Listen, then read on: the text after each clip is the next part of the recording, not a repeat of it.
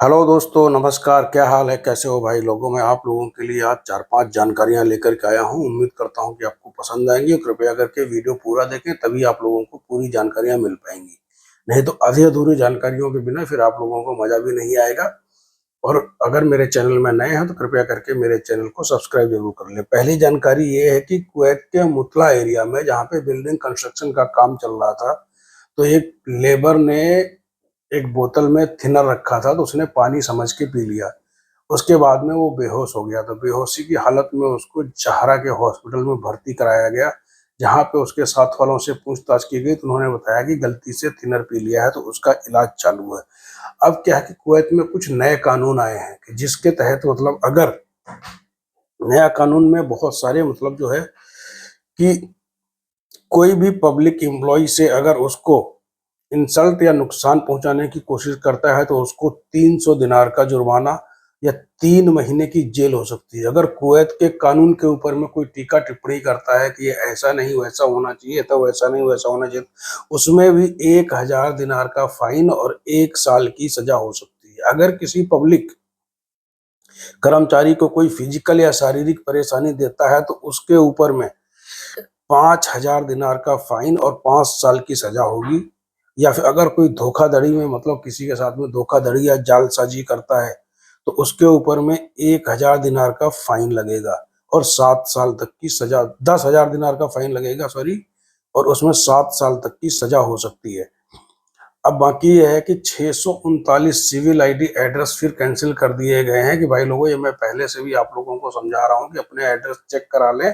639 civil ID के address फिर मतलब डिलीट कर दिए गए हैं। और एक अभी क्या है, 160 नई नर्सेस फिलीपींस से आने वाली हैं, जो कुछ दो प्राइवेट हॉस्पिटल्स में 80-80 के हिसाब से वहां पे मतलब उनको दिया जाएगा। और 250 किलो 250 किलो सड़ा हुआ मटन हवल्ली एरिया में पकड़ा गया, जो लोगों को फ्रेश बता करके बेच रहे थे। तो वहां पे बल्दिया ने जब चेकिंग मारी तो वहां पे पूरा जब उसको चेक किया गया तो पूरा डिस्ट्रॉय हो चुका था। बाद में उसको पूरा डंप किया गया और 11 मामले ऐसे पकड़े गए जो सड़ा हुआ मतलब मीट जो था उसको फ्रेश बता करके बेच रहे थे। तो जो कुवैत के जो भी कानून है ना, उसमें कानूनों में बहुत तगड़ा ये उलटफेर किया गया। तो भाई लोग कहीं पर भी कोई टीका टिप्पणी करने की कोशिश ना करें, नहीं तो अन्यथा आपको सजा हो सकती है। कि जैसे क्या है कि हॉस्पिटल्स हुए या किसी जैसे कहीं पे आप लोग भीड़ इकट्ठा करते हो और अगर ज्यादा भीड़ भाड़ में हो हल्ला या हंगामा होता है तो उन सब लोगों के ऊपर में फाइन लगाया जाएगा। इसलिए ज्यादा से ज्यादा भीड़ मतलब इकट्ठी करने की ना।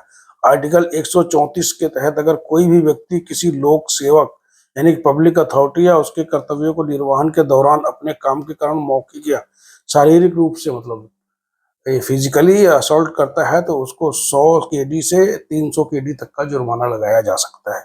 फिर आर्टिकल 135, कोई भी व्यक्ति अगर किसी सिविल सेवक सेवक पर बल या हिंसा का प्रयोग करता हुआ हमला करता है और उसका विरोध करता है तो उसको 300 से 1000 KD तक जुर्माना लगाया जा सकता है। यदि हमले के पीछे किसी भी अनुच्छेद के दूसरे पैराग्राफ में लिखित किसी भी व्यक्ति का कोई उसका अगर साथ देता है तो उसके ऊपर भी 500 से 2000 KD तक का फाइन लगाया जा सकता है। इसलिए भाई वो किसी भी उसमें इन्वॉल्व हो, पुलिस और अगर कोई पुलिस और आर्मी के ऊपर कोई राष्ट्रीय गार्ड के किसी के सदस्य के ऊपर कोई बैठक प्रदर्शन या जुलूस को तितर बितर करने संबंधित कार्यों का पालन करता है तो उसका विरोध करने या बाधा डालने के इरादे से हमला किया गया तो उसे 5 साल तक का कारावास या फिर 1000 से 5000 तक का जुर्माना ले सकता है। इसलिए भाई लोगों, मेरी सभी लोगों से रिक्वेस्ट है कि कोई भी लोग गलत काम ना करें, क्योंकि गलत काम अभी क्या है कि जुर्माना यहाँ पे नए नए कानून इम्प्लीमेंट हो रहे हैं। कोई भी लोग कानून के ऊपर में टीका टिप्पणी ना करें, भीड़ भाड़ ना इकट्ठा करें।